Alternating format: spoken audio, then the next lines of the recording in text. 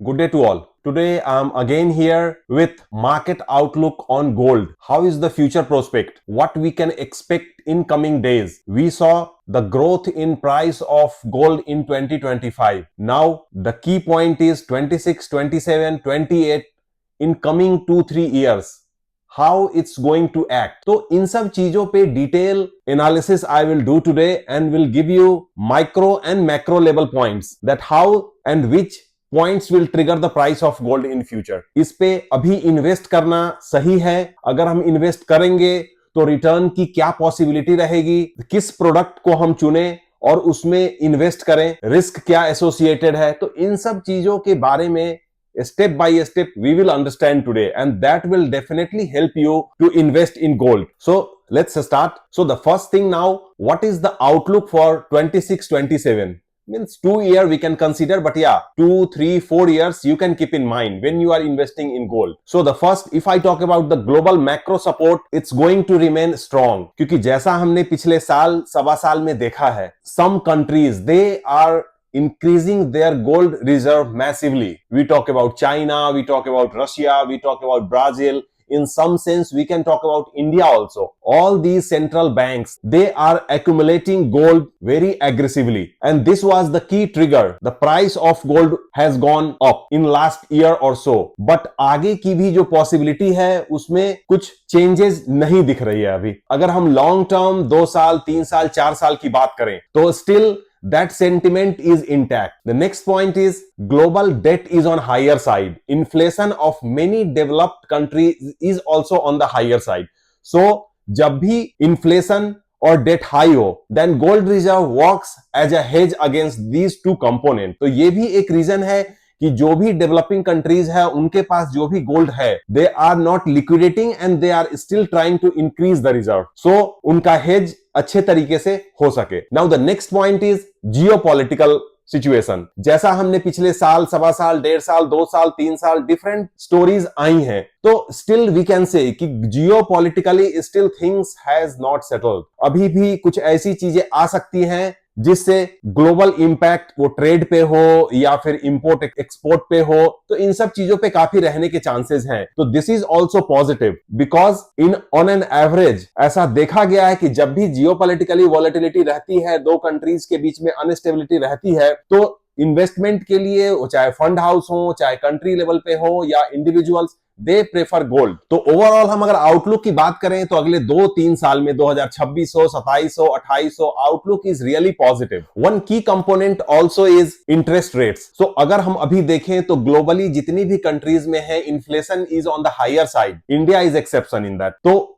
Inflation को control करने के लिए हर जगह बैंक रेट्स कम किए जा रहे हैं, और जब बैंक रेट्स कम किए जाते हैं तो बॉन्ड्स पे या फिर गवर्नमेंट के और भी कुछ ऐसे प्रोडक्ट्स हैं, इंटरेस्ट रेट कम होते हैं, एंड जो भी बड़े फंड हाउसेस या investors they prefer to buy gold. तो this side also is positive and is favourable for the gold price hike. Now if we talk about the investment in gold, how we should invest in gold? Maximum population physical gold buying के बारे में तो जानते हैं कि okay, let's buy the gold and keep it, but we have some other options where you have benefits. You can save some extra money from your purchase. And from that, one option you have is gold ETF. अगर मैं gold ETF की बात करूं तो different banks हैं या fund houses हैं, they had floated their gold ETF, and this is well regulated by SEBI and RBI.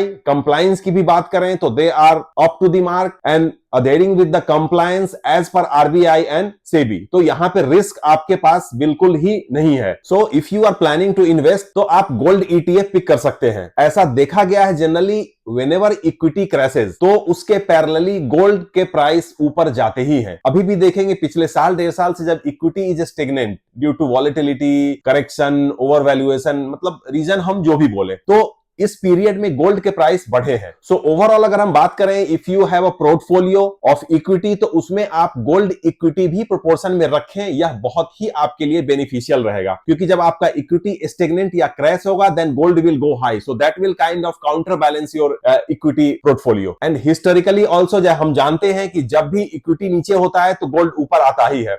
Gold में वैसा क्रैश आप नहीं देख सकते हैं, या for time being it can go stagnant outperform या स्लो परफॉर्म कर सकता है, but it will not crash by 20, 30, 40% like it happens in equity. So ये आपके लिए एक एडवांटेज है. So you can say it's a safe haven for your investment if you are investing in gold ETF. Now the second key point is portfolio diversification. आपके पास portfolio में सिर्फ equities है, then you are only covering one side of it. अगर आप ETF और वो भी gold में लेते हैं तो you are covered in commodities also, और प्लस जो भी फ्लक्चुएशन आती है, जो भी वॉलेटिलिटी आती है, that also you covers. Equity में भी वॉलेटिलिटी आती है, that also gold ETF will cover. So overall अगर हम रिसर्च डेटा की बात करें या सम की फिगर्स की बात करें तो लगभग आपके 10 से 15% आपका गोल्ड में इन्वेस्टमेंट होना ही चाहिए, whatever you had invested in your equity. So that will act as a hedge against your equity investment. अब अगर हम इन्वेस्ट करने की बात करें तो it's a easy, transparent and cost effective. अगर आप ETF लेते हैं तो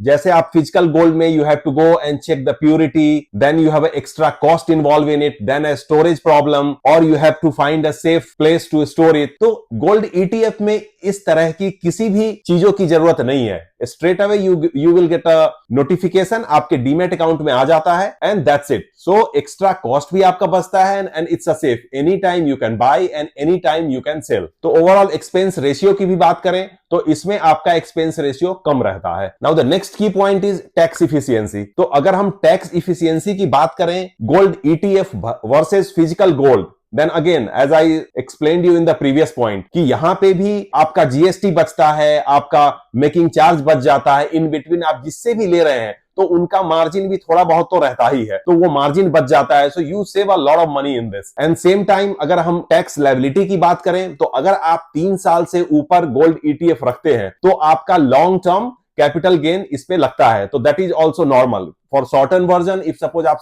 1 साल में सेल कर रहे हैं, then it will get club with your जो आपका टैक्स स्लैब बनता है उसमें. सो वहीं अगर आप जैसा बताया मैंने, अगर आप ETF लेते हैं तो उस पे गोल्ड का कोई मेकिंग चार्ज नहीं लगता, आपको GST नहीं लगता, आपका कहीं कोई एडिशनल मार्जिन जिससे आप खरीद रहे हैं, कोई भी ज्वेलर है या कोई भी मैन्युफैक्चरर है, उसको भी पे करने की जरूरत नहीं होती है. Now there is couple of risk also. अब मैं अगर रिस्क की बात करूं तो risk to keep in mind when you are buying gold ETF और इवन फिजिकल गोल्ड, यह एसेट क्लास ऐसा है कि इसमें आप एक रेगुलर इनकम या सेकेंड इनकम एक्सपेक्ट नहीं कर सकते हैं. आपका कोई इंटरेस्ट नहीं आएगा इस पे, कोई डिविडेंड नहीं आएगा. तो these thing you have to keep in mind. एक और रिस्क आपके साथ है कि अगर शार्प मूवमेंट इक्विटी में आता है तो देन पॉसिबिलिटी इज देयर कि आपके गोल्ड के परफॉर्मेंस पे उसका इंपैक्ट पड़े, बिकॉज बहुत सारे ऐसे एंड यूजर्स हैं who go for higher returns in quick time. तो वो फिर गोल्ड लिक्विडेट करके हो सकता है इक्विटी में जाए. बट या if your vision is little bit longer, then you don't have to worry about it. But हाँ, ये रिस्क इसमें है कि quick money you cannot expect in gold. You have to sit tight, hold tight. Now the third risk is return depends on the global factor. Geopolitical situation कैसा है, कहाँ war कैसे हो रही है, या इन्फ्लेशन किस कंट्रीज का, बॉन्ड रेट्स में क्या चेंजेस आ रहे हैं. तो इन सब चीजों को मिलाने के बाद ही गोल्ड प्राइसेस में फ्लक्चुएशन या हायर साइड पे इंक्रीमेंट आता है. Now why should we invest in gold ETF? कैसे एंड यूजर्स गोल्ड ETF में इन्वेस्ट करें? तो अगर मैं इसकी बात करूं तो the first point is conservative investor. अगर आप एग्रेसिव इन्वेस्टर हैं जो कि क्विक मनी चाहते हैं, who is doing trading, FNO and all those kind things, then definitely it's not your ball game. इसमें जो कंजर्वेटिव इन्वेस्टर्स हैं जो 2 साल 3 साल 4 साल पेशेंटली वेट कर सकते हैं, वैसे लोग ही इन्वेस्ट करें तो वो ज्यादा बेटर रहेगा. सेकेंड, जिनका focus long term wealth protection पे है, जो लॉन्ग टर्म में अपना कैपिटल प्रोटेक्ट करना चाह रहे हैं और उस पे कैपिटल एप्रिसिएशन चाहते हैं, तो ऐसे कस्टमर के पोर्टफोलियो में गोल्ड ETF ज्यादा सूट करता है. एज ग्रुप 50, 55, 60, 65 इससे ऊपर के जो भी हैं, they mainly focus on capital preservation. तो उनके लिए गोल्ड ETF में इन्वेस्ट करना हैंडी है, because you will not sell and buy frequently. आपने एक बार खरीदा, आपने खरीद के छोड़ दिया, तो your capital is preserved and then whatever appreciation you will get, it's up to the market and global factors. And this also works as a hedge against inflation. जो भी लोग अपने इन्वेस्टमेंट को इन्फ्लेशन के against hedge करना चाहते हैं, तो this is also good tool. They can also buy gold gold ETF and then they can keep it. अगर हम इन्वेस्टमेंट स्ट्रेटेजी की बात करें कि हम कैसे गोल्ड ETF में इन्वेस्ट करना स्टार्ट करें, तो let me tell you there are multiple options you have. Multiple fund houses के गोल्ड ETFs मार्केट में अवेलेबल हैं, so you can go pick as per your choice and then you can start investing. If you want to invest monthly basis then you can do systematic investment plan where your allocated amount आपका 5,000 है, 10,000 है, 500 है, 1 लाख है, 5 लाख है, depending how much reserve you have, वो आप SIP कर सकते हैं. In spite of price fluctuation वो हर मंथ आपका गोल्ड ETF फंड में जाता रहेगा. Now the second option you have is a lump sum. If suppose you have a fund ready and you don't have any requirement of that fund, then straight away आप 2 लाख, 5 लाख, 10 लाख जो भी है, straight away आप purchase करके ETF और छोड़ सकते हैं. And then you can wait for the 2, 3, 4 years time, you will get a handsome return. Whenever you are investing in gold ETF, आप शार्प रैलीज को चेज करने की कोशिश नहीं करें. ये एक ऐसा प्रोडक्ट है कि आप इन्वेस्ट करके 2 साल, 3 साल, 4 साल भूल जाइए बिल्कुल. You just invest and forget about it. Even if you are doing SIP, तो आप मंथली जाने दें. हर 6 महीने, साल पे इफ यू विल सी कि हाँ मुझे बेचना है, of course you do annual review. आप रिव्यू करके उसको रीबैलेंसिंग करना है, that you can do. But हाँ, on monthly and quarterly basis don't try to change the